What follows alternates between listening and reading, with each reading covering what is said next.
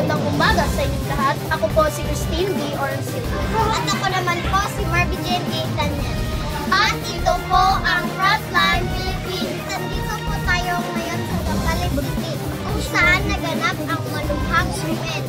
Dahil sa negosyo ng dalawang kasintahan na napitay dahil sa inggit ng kanilang negosyo. Tanungin naman natin ang saksi ng naganap na krimen. Ano ang nakita mo, Angela Gary A. Horolan? Ang nakita ko po ay dinala ang magkasintahan sa liblib na lugar at isinaksak ng ilang beses.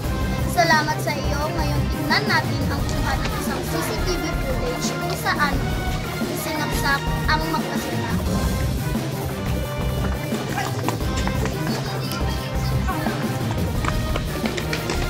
At ito ang bakas ng pangyayaring krimen. At ito ang ginamit para papatay ang lalaki. At ito naman ang ginamit para mapatay ang babae. At ito ang towel para ipahid ang dugo ng ilang kamay.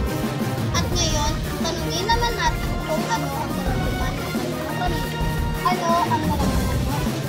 Naman ko po ay malungkot na magtataguyod sa aming pamilya. Malungkot daw siya